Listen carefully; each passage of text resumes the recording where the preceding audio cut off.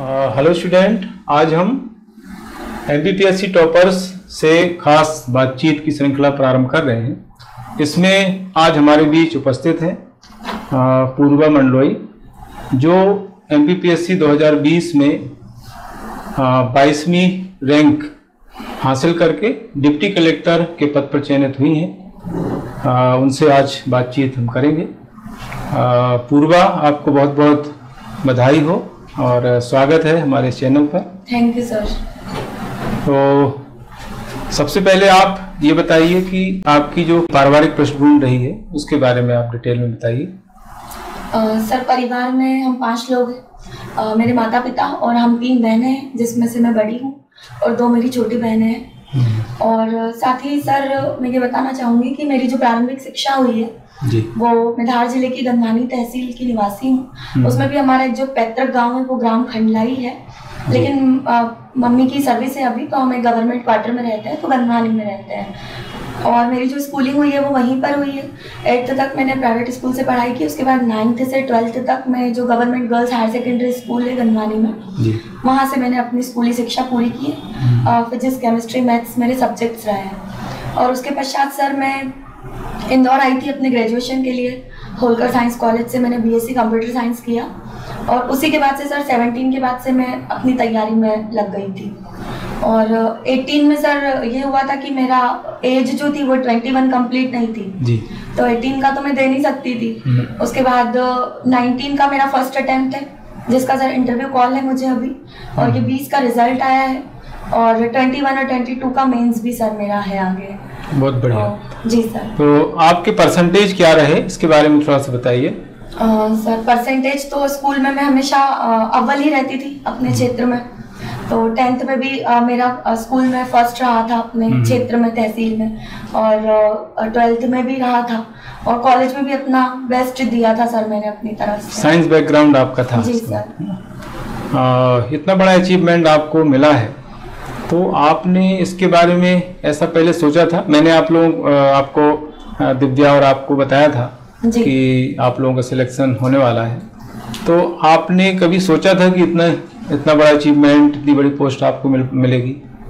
Sir, जैसे मैं शुरुआती दौर से बताना चाहूँगी कि सबसे पहले तो जो मेरी प्रेरणा है यहाँ इस सर्विस में आने की, तो वो मेरी मम्मी रही है, क्योंकि वो 25 सालों से महिला बाल विकास में पर्यवेक्षक के पद पर कार्यरत है। तो जब मैं छोटी थी तो उनके साथ जाती रहती थी। फील्ड वर्क हुआ करता है महिला बाल विकास में, जो बच्चे होते हैं, गर्भवती माताएं होती हैं, महिलाएं और किशोरी बालिकाएं, इनसे संबंधित कार्य किए जाते हैं।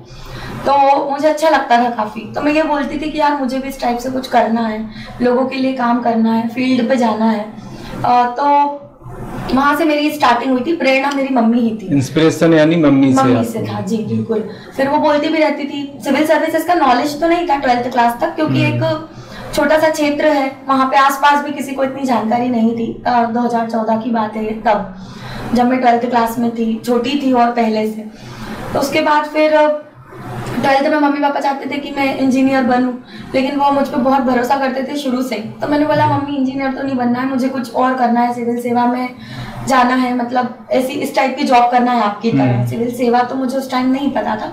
लेकिन फिर जब मैं इंदौर आई, ग्रेजुएशन कर रही थी, तो साथ में और भी कुछ लोग थे, उन्होंने मुझे इसके बारे में बताया कि ये एग्ज़ाम है, ये है, वो है।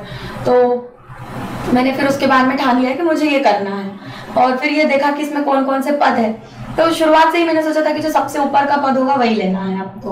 तो ये शुरू से मेरा रहता था कि अगर काम करो तो ऐसा करो कि आपको खुद लगे कि यार आपने क्या करके दिखा दिया। बिल्कुल सही बात। छोटे सपने नहीं देखती थी, क्योंकि सपने देखना अपनी खुली सोच होती है, तो आप बड़े ही देखो ना, उसी का परिणाम है आप इस मुकाम पर जी। तो मैंने यही सोचा था कि बड़ा पद कौन सा है सबसे। फिर डिप्टी कलेक्टर का पता चला। तो सर मैं हमेशा यही सोचती थी कि मुझे बनना तो यही है बस, और कुछ नहीं। ना मुझे और कोई व्यापम का एग्जाम देना है, ना मुझे कुछ करना है, कुछ भी नहीं है। इसका मतलब आपने कोई और एग्जाम नहीं दिया? सर, मेरा बस एक ही फोकस था कि मुझे यही करना है, ओनली यही करना है।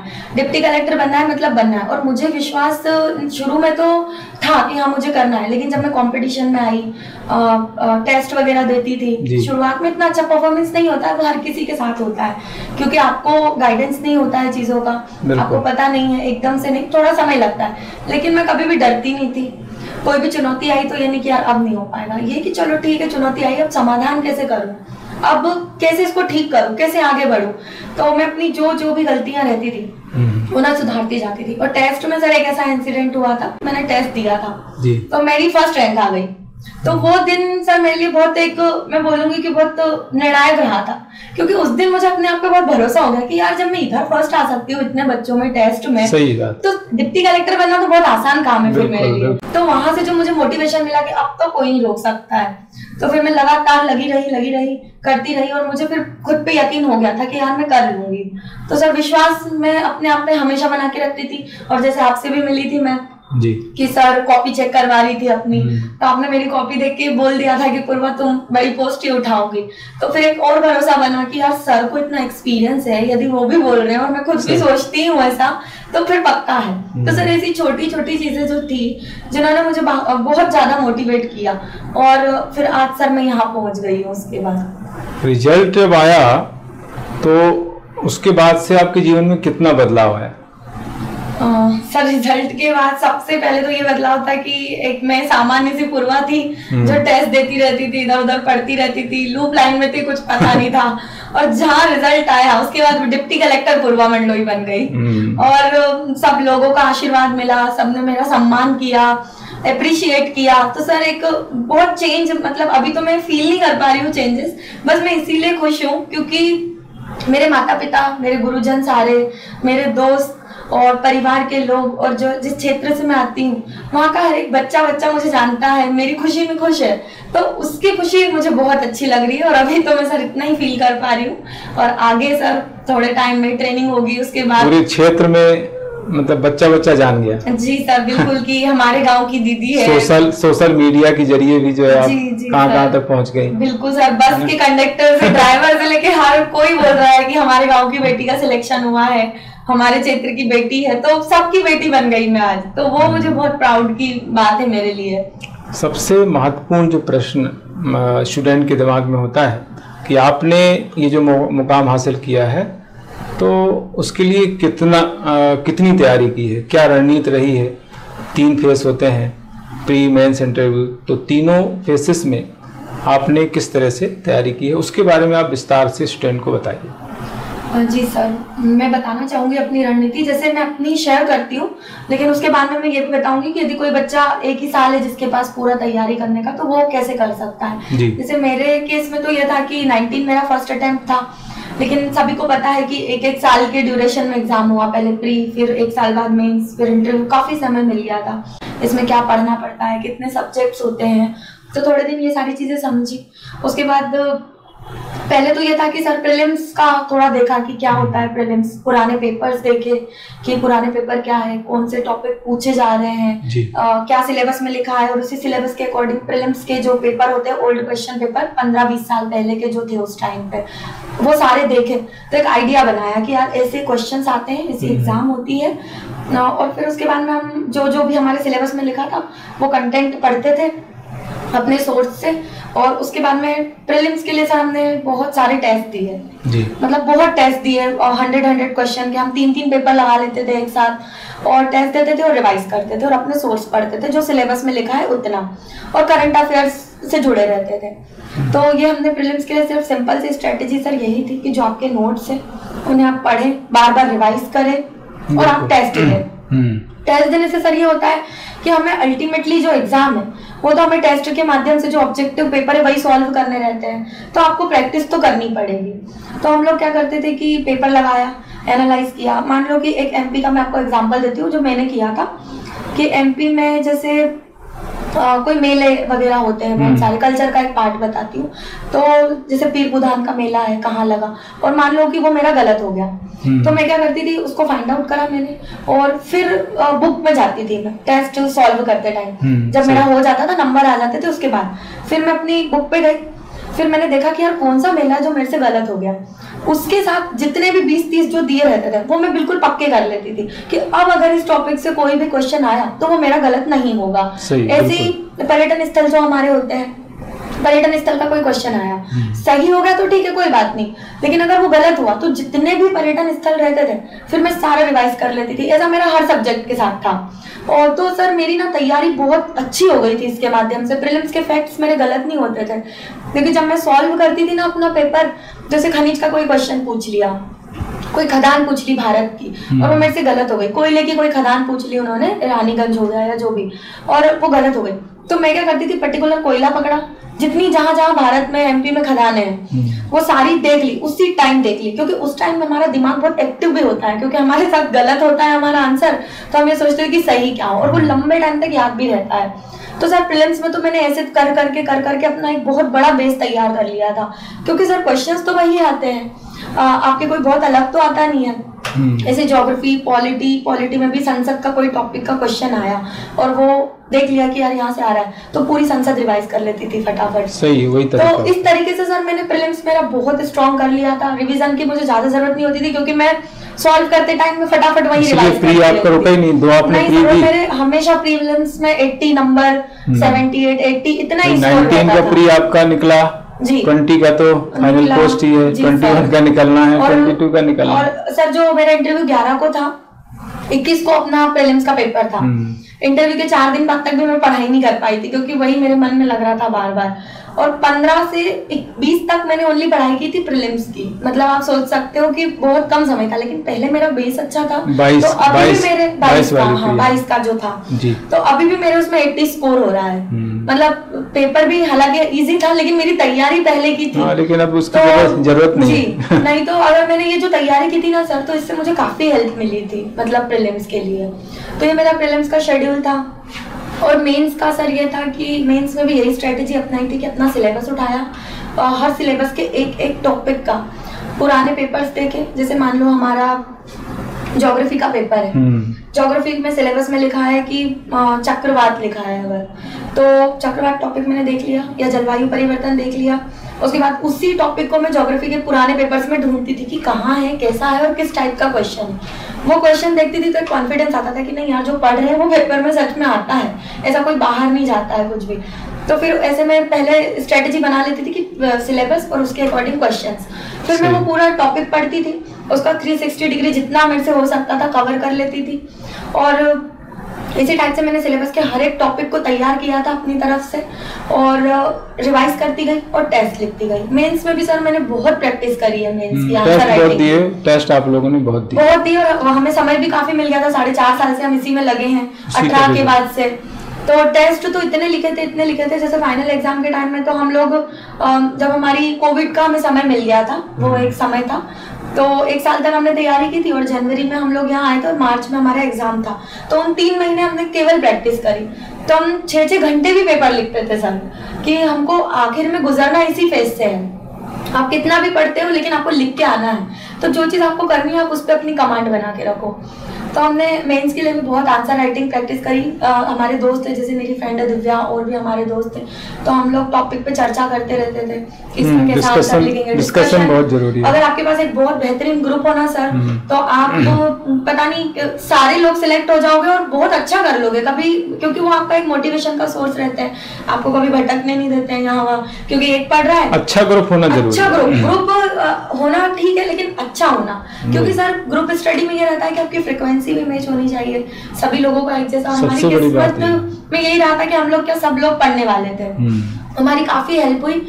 हम लोग अगर एक नहीं पढ़ रहा है दूसरा पढ़ रहा है तो सोचते थे कि चलो पढ़ो यार, तो कभी भी ऐसी कोई नौबत ही नहीं आई। हम लोग मिलके नोट्स वगैरह प्रिपेयर कर लेते थे, एक दूसरे को मोटिवेट करते रहते थे। खासकर तो मैं और दिव्या, हम दोनों का ही रहता था, लेकिन और भी मेंबर्स थे, वो भी काफी अच्छे थे हमारे। तो इस तरह से मेंस की हमने बहुत ज्यादा प्रैक्टिस की। इंटरव्यू के लिए किस तरह से आपने प्रिपरेशन की? इंटरव्यू की प्रिपरेशन के लिए सर सबसे पहले तो अपना जो वो डिटेल्ड एप्लीकेशन फॉर्म रहता है, व्यक्तिगत विवरण, अनुप्रमाणन, उसको हमने फिल किया, सारा कंप्लीट किया।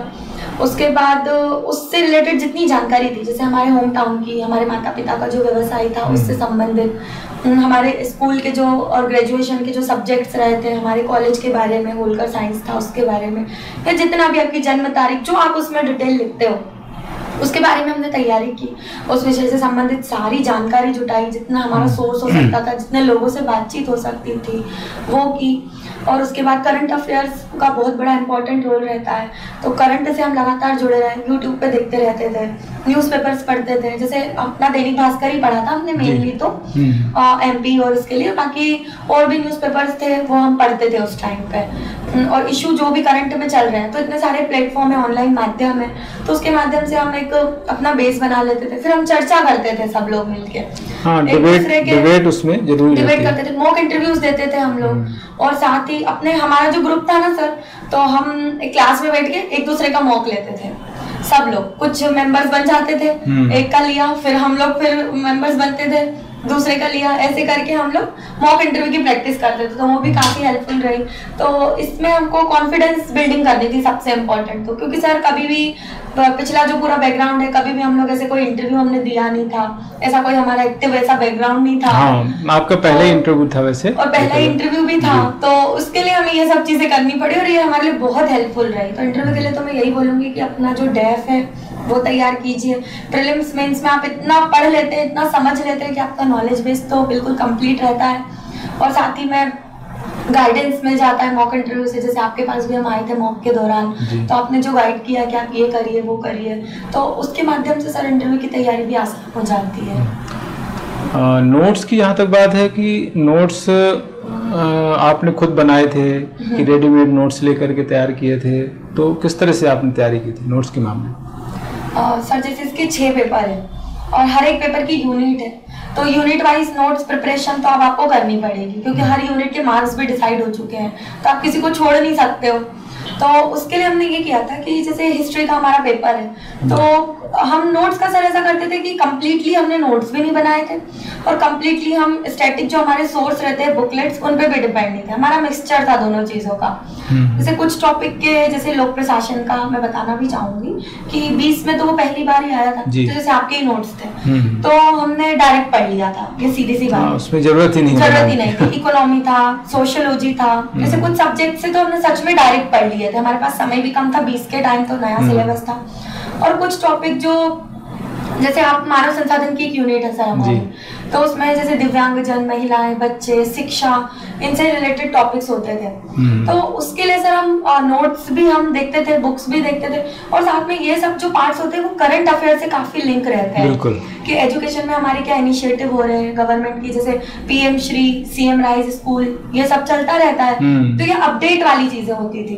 तो इनके लिए हम क्या A4 साइज के पेपर में नोट मेकिंग करते थे। जैसे तकनीकी शिक्षा लिखा है अपने सिलेबस में, तो तकनीकी शिक्षा क्या होती है हमने समझ लिया, तकनीकी शिक्षा क्यों इम्पोर्टेंट है, गवर्नमेंट क्या कर रही है तकनीकी शिक्षा के लिए, जैसे स्टेम प्रोग्राम है, बहुत सारी चीजें हैं, तो उनके हम ऑनलाइन माध्यम से, कहीं से, इधर से उधर से, सब जगह से करके लगातार लगे रहते थे और एक नोट प्रिपेयर कर लेते थे, और वो हमारा फाइनल नोट्स होता था जिनमें हमें अपडेशन की जरूरत रहती थी, तो वो हमारी नोट मेकिंग हो जाती थी। और कुछ चीजें जो होती थी वो हम स्टैटिक पढ़ लेते, जैसे हिस्ट्री है, तो हिस्ट्री आप किसी भी नोट से पढ़ सकते हो, उसमें बहुत ऐसा अपडेट करने की जरूरत नहीं होती, बहुत सालों में एक बार कभी कोई अपडेशन हो तो चलता है, तो वो आप स्टैटिक है तो डायरेक्ट पढ़ लो।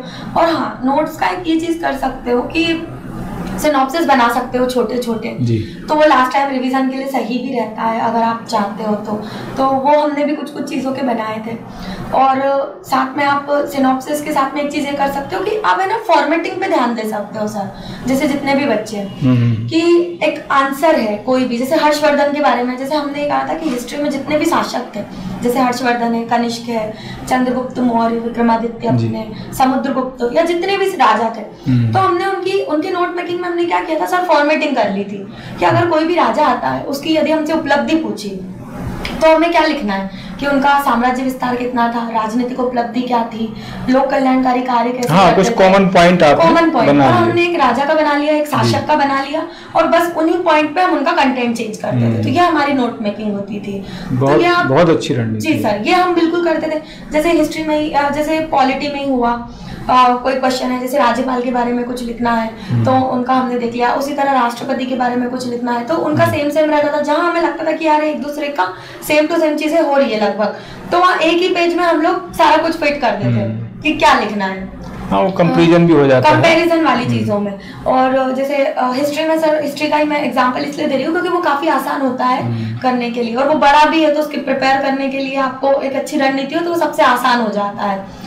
तो उसमें हम ये करते थे कि जैसे सभी जो पीरियड्स के जो शासक थे, जो उनका काल था, तो उनकी राजनीतिक आर्थिक ये उपलब्धि रहती थी, तो वो हम एक जैसी नोट मेकिंग कर लेते थे कि इसमें क्या लिखना है, इसमें क्या लिखना है, बस कंटेंट चेंज कर देते थे, बाकी एक सेंटेंस हम बना लेते थे कि क्या करना है। हेडिंग बना ली, हेडिंग बना ली, उसके अंतर्गत जो मैटर है वो चेंज कर जी। जैसे महिलाएं हैं, बच्चे हैं, वृद्धजन है, वो एक पूरा सिस्टम है, उनकी जो भी समस्या थी तो एक जगह हमने समस्या लिख दी, महिलाएं, वृद्धजन, बच्चे और जो अपने वंचित वर्ग है उनकी समस्या, सबकी समस्या कॉमन करके लिख ली, तो वो एक चार्ट बना लेते थे हम कि अब हमको यही लिखना है। और मैंने तो अपनी एक बड़ी बड़ी शीट्स जो अपनी होती है ना, ड्राइंग शीट, वो बना ली थी। उस पर मैं जैसे एक जैसा कंटेंट रहता था ना, तो एक जैसे ये इन्हीं की, मैंने इनकी समस्याएं हो गई, इनके सॉल्यूशन हो गए, इनके गवर्नमेंट के प्रयास हो गए, तो ऐसा एक ही चार्ट पे कवर कर लेती थी। तो बहुत सी चीजों के इस टाइप से भी नोट्स बनाए थे। एथिक्स का था, तो एथिक्स के लिए सर एक एथिक्स का क्या है कि एक अंडरस्टैंडिंग होना बहुत जरूरी है उस पेपर के लिए आपको। उसमें लैंग्वेज का भी बहुत बड़ा खेल होता है, क्योंकि वो हम हमारे सामान्य जीवन में हम उसे इतना ज्यादा यूज नहीं करते हैं बोलने में या किसी चीज में, करते बिल्कुल प्रैक्टिकली है, लेकिन उसकी भाषा अलग होती है। तो पहले तो आप एथिक्स के जो भी आप नोट्स है, जो भी आपके टॉपिक्स है, करप्शन है या फिर आपकी नैतिक दुविधा वाला टॉपिक है, या थिंकर्स है, या वैल्यूज है आपकी सारी प्रशासनिक अधिकारी में क्या होनी चाहिए, तो आप पहले तो उसे पढ़े, उसे समझे कि वो क्या बोलना चाहता है। उसके बाद में उसकी लैंग्वेज आपको याद रखनी पड़ेगी, ये तो है, हमने भी किया था। उसकी आंसर राइटिंग कीजिए, प्रैक्टिस कीजिए। फिर करंट अफेयर्स में जो भी चल रहा है तो आप उसके एग्जाम्पल अपनी आंसर राइटिंग में कीजिए। जैसे तो बहुत जरूरी रहता है। जैसे एक क्वेश्चन था सर 20 के ही टाइम पे आया था कि सत्यनिष्ठा एक प्रशासनिक अधिकारी में क्यों जरूरी है, ये क्वेश्चन आया था। तो जैसे मैंने एक कोटेशन था वो किया था तैयार। एक वॉरेन बफेट है, उनका एक कोटेशन था कि किसी भी नियोक्ता को एक अधिकारी को चयन करने में 3 चीजें जरूरी होती है, एक ऊर्जा, एक उसकी दक्षता और एक सत्यनिष्ठा। यदि इसमें से जो सत्यनिष्ठा वाला पहलू नहीं है तो बाकी 2 चीजें हैं वो अपने प्रशासन को एक नेगेटिव इम्पैक्ट भी डाल सकती है। इस टाइप का कोटेशन था। तो सबसे पहले मैंने मेरे आंसर में वही 2 लाइन लिखी। बहुत उसके अच्छा बाद फिर मैंने मेरा कंटेंट लिखा, तो वो प्रासंगिक है उससे बिल्कुल। तो कि ये 2 चीजें और एक तीसरी सत्यनिष्ठा, अगर ये नहीं है तो हमारा शासन प्रशासन जो है वो नेगेटिव जा सकता है, क्योंकि ऊर्जा और दक्षता तो है ही लेकिन सत्यनिष्ठा नहीं है, तो फिर आपको पता ही है कि क्या है। तो वो जो 2 लाइनें मैंने लिखी थी ना, तो मुझे लगता है कि वो काफी इम्पैक्टफुल रही होगी। बिल्कुल ऐसी चीजें मैं लिखती रहती थी अपने आंसर्स में। जैसे केस स्टडी में भी सर मैंने एक पर्यावरण के ऊपर आई थी, तो मैंने जरूर लिखा था उसमें कि गांधी जी का एक था कि मुझे याद नहीं आ रहा है, लेकिन गांधी जी का कोटेशन था पर्यावरण के ऊपर। तो केस स्टडी शुरू करने से पहले ही मैंने वो लिख दिया था। तो ये सब चीजें की थी। तो एथिक्स का पेपर इसके थ्रू काफी अच्छा हो गया था जी। और थर्ड पेपर जो पेपर वाइज है, तो थर्ड पेपर का है साइंस एंड टेक्नोलॉजी वाला पूरा पेपर है। तो उसका तो कुछ नहीं, उसका सीधा सा फंडा है, सारी यूनिट्स है। आपने स्कूल में भी साइंस वगैरह पढ़ी होती है, या जो बच्चे नहीं भी पढ़ते जिनका बीए वगैरह रहता है, तो वो तो नोट्स से आप प्रिपेयर करिए, समझिए और उसकी तैयारी कीजिए, स्ट्रॉन्ग बनाइए। मैथमेटिक्स और वो बहुत ज्यादा इंपॉर्टेंट पेपर होता है, पढ़िए, प्रैक्टिस कीजिए। वही निर्णायक है। बिल्कुल सर, हमारे टाइम में तो काफी टफ पेपर भी था, लेकिन फिर भी हमने तैयारी की थी और अपना जितना हो सकता था हमने अपना दोनों सालों में टफ आया। बिल्कुल, दोनों साल में टफ था सर वो। तो उसको आप बिल्कुल प्रिपेयर कीजिए, कभी भी उससे डरे ना यार। सबसे पहली बात तो मैं ये बता दूं कि थर्ड पेपर ही तो है, और जिस चीज से डर लगता है उसको तो सबसे पहले प्रिपेयर करना चाहिए, उसको ज्यादा करना चाहिए कि यार इसको मेरे को आसान बनाना है, ताकि ये मेरी हर्डल ना बने एग्जाम में। तो मेरा तो यही रहता था कि जो चीज से मुझे डर लगता था ना, उसको तो मैं बिल्कुल पकड़ लेती थी कि ये तो वही आपकी स्ट्रेंथ है। जी सर, और उसी वजह से आप हाँ सर, हमेशा। और बाकी मेंस की सर इसी टाइप से मेरी रणनीति रही थी पूरी। तो ऐसा कहा जाता है कि बिना गुरु के ज्ञान नहीं मिलता है। जी जी। लेकिन आजकल ये चल गया है कि भाई मैंने सेल्फ तैयारी की, जो सिलेक्ट हो जाते हैं वो बोलते हैं कि मैंने सेल्फ तैयारी की। तो क्या सेल्फ तैयारी संभव है, मार्गदर्शन की जरूरत नहीं है क्या, आप क्या मानते हैं? नहीं सर, मेरा इसमें ये बोलना है कि मार्गदर्शन लाइफ के हर पड़ाव पे जरूरी है। चाहे आप सिविल सेवक बनो, चाहे आप खेल में आगे बढ़ो, चाहे आप कुछ भी कर रहे हो अपनी लाइफ में आगे। यदि मैं प्रशासन में भी जाती हूँ तो मुझे मार्गदर्शन चाहिए, भले डिसीजन मुझे लेना है, लेकिन मैं ये हमेशा मानती हूँ। और सेल्फ स्टडी का सर ये है कि हाँ, सेल्फ तो आपको ही करना है, आपके गुरु हैं, आपके मार्गदर्शक है, आपके सपोर्टर्स है, जो भी आपको बताएंगे, लेकिन आपको प्रिपरेशन खुद करनी है। लेकिन सेल्फ का मतलब ये नहीं होता है कि आपको गाइडेंस नहीं चाहिए। गाइडेंस बहुत इंपॉर्टेंट होती है। हो सकता है कि आजकल जो संस्थाएं हैं, कोचिंग इंस्टीट्यूशन है, ऑनलाइन माध्यम है, ये आपके दोस्त है, सभी लोग आपको गाइड करने वाले हैं, कोई भी। तो मुझे लगता है कि सर गाइडेंस जरूरी होती है लाइफ में हमेशा। गाइडेंस से आपकी जो मंजिल है वो बहुत आसान हो जाती है। हो सकता है कि आपको यदि गाइड करने वाला ना हो तो आप रास्ता भटक जाओ, भटका हो सकता और आपको जो आप 1 साल में कर सकते हो आपको 4-5 साल लग जाए, या हो सकता है कई लोगों को गलत गाइडेंस की वजह से उनका फ्यूचर ही खराब हो जाता है। सर ये एग्जाम्पल्स भी है काफी कुछ कि यार हम ये करना चाहते थे लेकिन उचित मार्गदर्शन नहीं था तो हम आज यहाँ नहीं पहुंच पाए। तो मुझे लगता है गाइडेंस जरूरी है, और सभी बच्चों को एक गुरु की जरूरत भी होती है, एक गाइड की जरूरत भी होती है। हाँ, ये हो सकता है कि आपका गाइड एक कोचिंग हो सकता है, ऑनलाइन माध्यम हो सकता है, आपके फ्रेंड्स हो सकते हैं, अलग अलग माध्यम कुछ भी हो सकता है, लेकिन मस्ट है गाइडेंस। उचित मार्गदर्शन बहुत जरूरी है सफल जल्दी होने के लिए, आसानी से होने के लिए। आप ग्रामीण परिवेश से आती हैं और लड़की भी हैं, तो आपने तैयारी के दौरान किन किन चुनौतियों का सामना किया? सर जैसे मैं ग्रामीण परिवेश से हूँ और एक लड़की भी हूँ जी, तो ये सही बात है, आपका सवाल भी बिल्कुल सही है कि ग्रामीण क्षेत्र में और स्पेशली लड़कियों को काफी चुनौतियां आती है यहाँ तक का सफर तय करने में। लेकिन उनके लिए मैं बताना चाहूंगी, लेकिन मैं अपना बताती हूँ तो सर शुरू से मैं काफी भाग्यशाली रही हूँ कि मेरे माता पिता बहुत सपोर्टिव है, मेरा पूरा परिवार सपोर्टिव है। हमेशा अपनी बेटियों पे, जैसे हम तो 3 बहनें ही हैं और हमारे समाज में बेटा बेटी का फर्क होता है, ये आज भी है कि भाई होना चाहिए, एक लड़का होना चाहिए। लेकिन मेरे मम्मी पापा का सर शुरू से रहा है कि हमारी बेटियां ही हमारे बेटे हैं, कभी हमें किसी चीज के लिए रोक टोक नहीं की है, कभी हमें ये नहीं बोला है कि तुम लड़कियां हो, तुम कम पढ़ो, तुम पढ़ो मत, तुम्हारी शादी हो जाएगी, या तुम्हें तो शादी करना है, तुम्हें काम आना चाहिए घर का। मुझे सब काम आता है, ऐसा नहीं है, मैं हमेशा अपने घर में हेल्प करवाती हूँ मम्मी की, सब कुछ आता है। लेकिन कभी मुझे फोर्स नहीं किया गया कि तुम लड़की हो इसलिए तुम्हें ये चीजें होनी चाहिए, आनी चाहिए, कि कल से शादी करके ससुराल में जाना है, ऐसा कोई नहीं। अपनी आत्मनिर्भरता के लिए सिखाया गया है सारी चीजें कि तुम खुद हर चीज करो। तो मैं शुरू से बहुत भाग्यशाली रही हूँ कि मुझे ऐसे माता पिता मिले हैं, परिवार मिला है जिन्होंने हमेशा मुझ पर भरोसा किया है, आगे बढ़ने के लिए मोटिवेट किया है। तो मुझे ज्यादा चुनौतियों का सामना नहीं करना पड़ा सर। बस एक फाइनेंशियली रहता था प्रॉब्लम हमें, क्योंकि रहता ही है, तो वो भी मेरी छोटी बहन थी, उसने मेरा काफी सपोर्ट किया उसमें, फाइनेंशियली वो स्ट्रांग हो गई थी तो मुझे उसने हेल्प की। कभी पढ़ने लिखने में ये नहीं कहा कि तू कोई जॉब कर ले, मैं बोलती थी उससे क्या मैं कोई काम कर लूँ क्या, थोड़ा बहुत तो हेल्प हो जाएगी, घर की बड़ी भी हूँ मैं जी। तो उनका बोलना पड़ता था नहीं तू सिर्फ पढ़ाई कर, बाकी सब हम पे छोड़ दे, हम सब देख लेंगे। मम्मी पापा का भी यही रहता था कि बेटा तू पढ़। इतना 4.5 साल का गैप हो गया सर, लेकिन कभी मुझे ये नहीं कहा कि पूर्वा कुछ कर ले या इस फील्ड को छोड़ के कुछ और कर ले, कभी नहीं। यही बोलते थे कि तू कर बेटा, एक हमेशा भरोसा रखा। तो मुझे कोई चुनौती नहीं आई। लेकिन हाँ, मैं लड़कियों के बारे में बताना चाहती हूँ। जैसे सर सबसे पहले तो ये रहता है कि एक ग्रामीण क्षेत्र में पढ़ती है तो स्कूली जो शिक्षा होती है वो कमजोर रहती है। माता पिता भी इतने अवेयर नहीं रहते हैं, ग्रामीण क्षेत्रों में खेती करते हैं, गरीब होते हैं। हमारे जैसे मैं एक ट्राइबल कम्युनिटी से भी हूँ, तो हमारे क्षेत्र में तो बिल्कुल जागरूकता का अभाव अभी भी बना है, काफी बहुत ज्यादा। तो मुझे उस पर काम भी करना है, काफी कुछ आगे लोगों के लिए, सभी लोगों के लिए काम करना है, लेकिन विशेष तौर पर जो पिछड़ापन जहाँ है वहाँ मुझे स्पेशली काम करना है। अच्छी बात। तो जैसे गरीब परिवार होता है, बच्चे उनके 3-4 बच्चे रहते हैं, अवेयरनेस का लेवल बहुत कम होता है, तो वो अपने बच्चों को पढ़ा नहीं पाते हैं, उन्हें इतनी अवेयरनेस होती नहीं है, बच्चों को भी नहीं होती है, परिजनों को भी नहीं होती है। तो क्या होता है कि सर आगे बड़े होते हैं, फिर वो बच्चे भी मजदूरी में लग जाते हैं, फिर एक साइकिल चलता है, उनका विवाह हो जाता है, फिर उनके बच्चे होते हैं, तो ये एक साइकिल चलता रहता है सर। तो मैं ये चाहती हूँ और मैं ये बोलना भी चाहती हूँ कि जो परिजन है ना, अगर उनके घर में 4 बच्चे हैं, 3 बच्चे हैं, सबको वो नहीं भी पढ़ा सकते, स्कूल तो सबको भेजिए क्योंकि गवर्नमेंट की इतनी सुविधाएं हैं, लेकिन आप एक पे फोकस कर दोगे ना तो आने वाले 3 बच्चे जो पीछे हैं वो भी बहुत आगे चल जाएंगे, पूरी पीढ़ियों में सुधार हो जाएगा। तो ये मेरा विशेष फोकस है। और उन्हें ये चुनौती आती है कि उन्हें समझ नहीं होती है चीजों की। सर पढ़ने से क्या होता है, पढ़ाई सब कर लेते हैं लेकिन उसका महत्व नहीं पता है। जैसे मेरा जो सिलेक्शन है, जो मैं यहाँ तक पहुंची हूँ, वो पढ़ाई के इंपॉर्टेंस के कारण पहुंची हूँ, क्योंकि मेरे मम्मी पापा को शुरू से पता था कि चाहे कुछ ना हो लेकिन पढ़ लिख के यदि आगे बढ़ गई ना तो बहुत कुछ बदल सकती है। पढ़ाई एक ऐसा टूल है। तो उनको जैसे अवेयरनेस की समस्या है, एक है, तो मैं चाहती हूँ कि अवेयरनेस तो काफ़ी कुछ दूर करने का प्रयास करूँगी और करके रहूँगी सर मैं, ये मेरा है।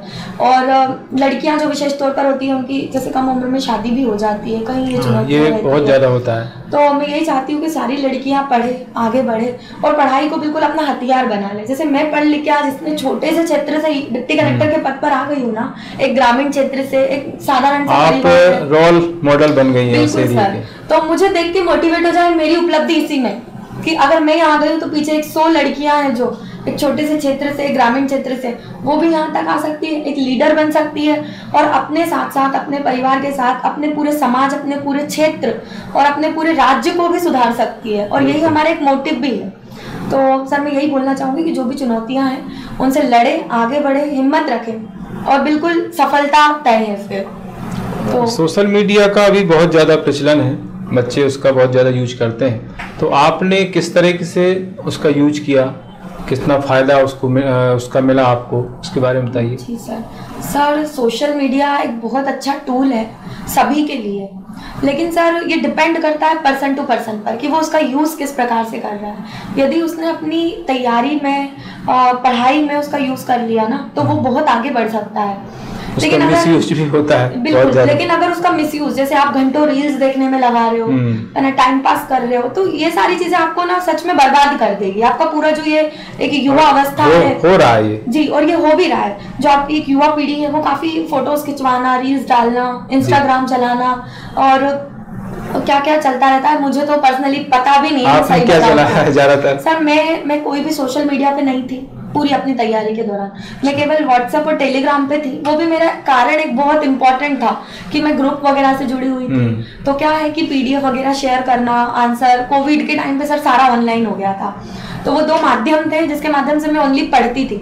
और मैं सब, जैसे मैं व्हाट्सएप पे कोई करता है मैसेज में रिप्लाई भी नहीं करती थी, तो सब मुझसे गुस्सा भी हो जाते थे कि रिप्लाई नहीं करती। तो मैं ये बोलती थी कि ये व्हाट्सएप वगैरह मैंने अपने यूज के लिए किया है कि मुझे जब जरूरत होगी जब मैं करूंगी, तो कोई रिप्लाई करने के लिए नहीं चलाती हूँ ये सारी चीजें। तो मेरे पास टाइम भी नहीं रहता था सर, सच बताऊं तो पढ़ाई के लिए। तो मेरा यही रहता था कि यार मैं अपने यूज के लिए चला रही हूँ कि जब मुझे कुछ काम होगा तो मैं उसको देखूंगी, पढ़ने का होगा तो कुछ करूंगी।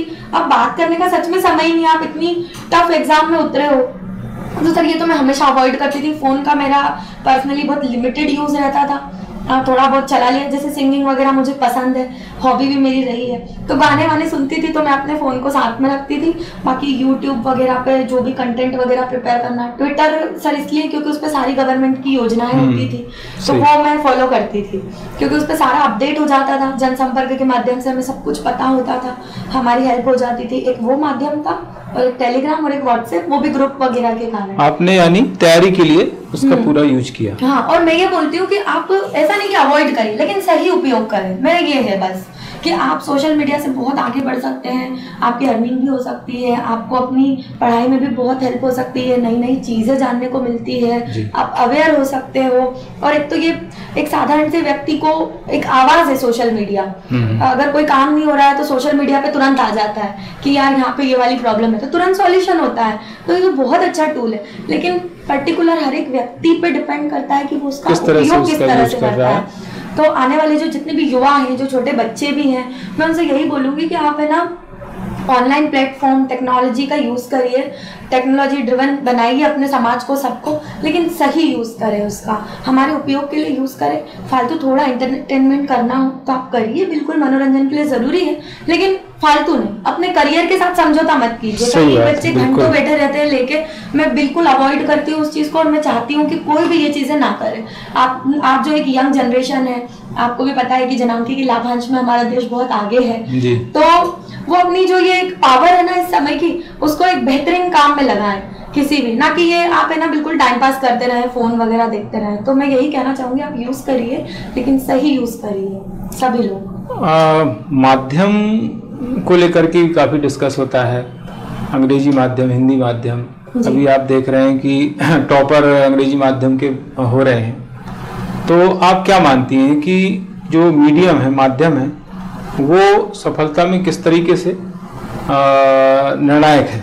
सर माध्यम का मैं यही बताना चाहूंगी कि माध्यम जो होता है वो केवल हमारे विचारों को रखने का एक प्लेटफॉर्म है जी, और कुछ नहीं। चाहे वो इंग्लिश हो, चाहे हिंदी हो, चाहे आपकी कोई भी भाषा रही हो।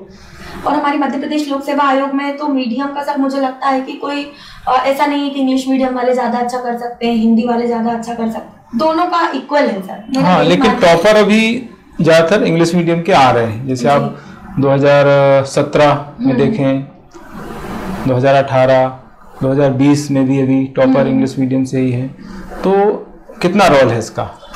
जी सर, मुझे लगता है कि जैसे सर मेरा अपना पर्सनली तो यह है कि ठीक है टॉपर सारे इंग्लिश मीडियम के, अच्छी बात है, क्योंकि मुझे लगता है कि आंसर जैसे लेखन शैली जो हमारी होती है, हिंदी में हमें एक मात्रा हर चीज़ों का ध्यान रखना पड़ता है, तो वहाँ हमारी स्पीड का थोड़ा इशू हो सकता है किसी का। जैसे इंग्लिश में ये रहता है कि आप बिल्कुल फ्रिक्वेंट लिखते रहते हो, और कंटेंट तो दोनों मीडियम के लिए अवेलेबल है काफ़ी कुछ, और उसी के साथ में कंटेंट वाली प्रॉब्लम भी नहीं है। लेखन में मुझे लगता है स्पीड का इशू रहता होगा। और कुछ एडवांटेज उनको मिलता है ऐसा आपको लग रहा है? सर एडवांटेज में ये स्पीड का ही बोल सकती हूँ कि जैसे वो फास्ट लिख लेते हैं, लिखने में कोई समस्या नहीं है, और टेक्निकल सब्जेक्ट्स में अच्छा आंसर लिखना भी कम पड़ता है मेरे ख्याल से, लिखना भी कम पड़ता है थोड़ा, तो अपनी बातों को जैसे कम पॉइंट्स में भी रखा जा सकता है, और हिंदी में एक थोड़ा एक्सप्रेस करना पड़ता है आपको, तो वो एक अंतर हो सकता है। लेकिन इसका मतलब ये नहीं है कि हिंदी मीडियम वाले बच्चों का ऐसा है कि डिप्टी कलेक्टर के पद पे चयन ना हो या सिविल सेवा में चयन ना हो। मैं एक ही चीज मानती हूँ कि अगर आप में मेहनत करने का हुनर है ना जी, आप में यदि एक जज्बा है कि नहीं मैं कर सकती हूँ, तो सारी बाधाएं जो है वो फीकी पड़ जाती है। फिर आप में चुनौतियों से लड़ने की ताकत होनी चाहिए, चाहे किसी भी प्रकार की हो, चाहे मीडियम कोई भी माध्यम हो, मतलब माध्यम बाधा नहीं है। नहीं है सर, मुझे नहीं लगता, क्योंकि मेरा खुद का सर बचपन से हिंदी मीडियम ही रहा है, और अभी मैंने एग्जाम भी पूरा अपना हिंदी मीडियम में ही दिया है। इस बार वैसे हिंदी मीडियम वालों के ही ज्यादा रिटर्न में मार्क्स आए हैं। रिटर्न में मार्क्स भी आए हैं, जैसे टॉपर भी जो मेंस के रहे हैं वो हिंदी मीडियम के ही रहे हैं, जहाँ तक मुझे पता है जी। तो हिंदी मीडियम वाले बच्चे बिल्कुल भी ऐसा ना सोचे कि हमारा नहीं होता है। माध्यम केवल और केवल आपके विचारों को रखने का एक आधार देता है आपको। आप यदि किसी भी माध्यम में रख सकते हैं तो आप बिल्कुल रखिए और करिए, और बिल्कुल मेहनत करिए। जो भी तैयारी कर रहे हैं बच्चे, उनको आप क्या मैसेज देना चाहेंगे? तैयारी करने वाले बच्चों को मैं यही मैसेज दूंगी कि सबसे पहले तो अपना जो सिलेबस है सर, पुराने पेपर्स है अपने, उन पर बिल्कुल फोकस करिए, उनके बारे में जान लीजिए। आपके टीचर्स ने जो आपको बताया है, जो भी आपको गाइड कर रहे हैं, उन पर थोड़ा विश्वास रखिए। ये चीज़ आपको करनी है, और आपको खुद को क्या करना है ना, सबसे पहले ये है कि आप बिल्कुल कंटिन्यू लगे रहें अपनी पढ़ाई के साथ, अपने करियर के साथ बिल्कुल कॉम्प्रोमाइज मत करिए, क्योंकि आपके साथ आपके पूरे परिवार का सिलेक्शन होता है, आपके पूरे क्षेत्र का सिलेक्शन होता है, सबकी उम्मीदें आपसे जुड़ी रहती है। तो आप वो बना के रखिए कि यार अगर हमारे माँ बाप ने यहाँ पे भेजा है ना, इतनी मुसीबतों के साथ भेजते हैं कई बच्चों को, तो वो हमेशा अपने माइंड में रखिए कि मुझे कुछ ऐसा करके जाना है यहाँ से। तो उसके लिए आपको यही करना है कि आप बिल्कुल डेडिकेशन अपना दिखाइए, पूरे समर्पित रहे लोक सेवा के प्रति, अपनी पढ़ाई के प्रति, अपने फोकस अपना एक टारगेट बना के रखिए दिन भर कि हमें क्या करना है, कैसे करना है, एक लक्ष्य निर्धारित करिए, उस पर बिल्कुल डेली अपनी प्लानिंग कीजिए और लगे रहिए। मतलब मैं ये बोलूंगी कि सर किसी भी प्रकार की चुनौती भी आती है ना आपको पढ़ने में, आपकी राइटिंग में समस्या हो, आपकी कंटेंट में समस्या हो, आंसर राइटिंग में समस्या हो, सारी चुनौतियों को मैं तो बोलूंगी एक लिस्ट में लिख लो बिल्कुल, और उन पे वर्क करना शुरू कर दो और उन्हें दूर कर दो, कोई भी नहीं रोक पाएगा आपको सिलेक्ट होने से। और साथ में बिल्कुल अपना सारा ध्यान इसी पे लगा के रखे कि हमें पढ़ना है, कुछ बनना है, कुछ करना है। और जैसे मैं सर घर पे रहती थी ना, हॉस्टल मतलब अपने रूम पे भी, तो मैं ये सोचती थी कि मेरा पढ़ती कभी, मैं ऐसा तो कभी हुआ नहीं है कि मैंने पढ़ाई ना करी हो, लेकिन कभी भी ऐसा होता है कभी कभार कि मन नहीं करता है, डीमोटिवेट हो जाते हैं। तो मैं ये सोचती हूँ कि मेरा इंदौर रहने का बस एकमात्र कारण है अपना MPPSC में डिप्टी कलेक्टर बनना, सिलेक्ट होना। इसके अलावा मेरा इंदौर में रहने का कोई उद्देश्य ही नहीं है। तो जब मैं ये चीज सोच लेती थी कि ना अपने माइंड में, तो मैं पढ़ती थी। बाकी अगर मैं पढ़ूँ नहीं तो फिर मेरे को घर रहना चाहिए अपने आराम से। यहाँ रहने का मेरा एक ही मोटिव है कि मैं यहाँ पढ़ के कुछ बन के जाना चाहती हूँ। तो बस मैं यही सोचती थी। बिल्कुल आप लगे रहिए, कंटिन्यू रहिए, अपने अच्छे फ्रेंड बनाइए यदि हो तो, अपने टीचर से समझिए और भरोसा रखिए खुद पे कि यार मैं कर सकती हूँ। जैसे मेरा एक हमेशा रहता था सर, मैं एक कोटेशन हमेशा बोलती थी कि आंखों में अरमान लिया, मंजिल को अपना मान लिया, है मुश्किल क्या आसान क्या, जब ठान लिया तो ठान लिया। बस ये 4 लाइनें जो मैं बोलती थी, चाहे मैं टेस्ट दूं, चाहे मैं किसी भी परेशानी में रहूं, तो एक मेरा एक जो दिमाग का जो एक सोचने समझने का तरीका ही बहुत मोटिवेशन वाला हो जाता था। सही बात। तो ये, और जो भी आपकी हॉबीज है उन पे आप ध्यान रखिए, उनके साथ रहिए, जिए उन्हें और पढ़े। बस मैं तो यही बोलूंगी इसमें। तो ये थी पूर्वा मंडलोई, और आप लोगों ने देखा कि बहुत अच्छे तरीके से, सहजता से, बहुत तत्परता से सभी प्रश्नों के जवाब दिए हैं। और मुझे ऐसा लग रहा है कि गाइडेंस का फुल पैकेज सबको मिल गया होगा। तो बहुत बहुत धन्यवाद पूर्वा आपको। आपके उज्जवल भविष्य के लिए बहुत बहुत शुभकामनाएं। जी सर। आगे हम एक नए चयनित अधिकारी के साथ मिलेंगे। आज के लिए इतना ही। Thank you. Good luck.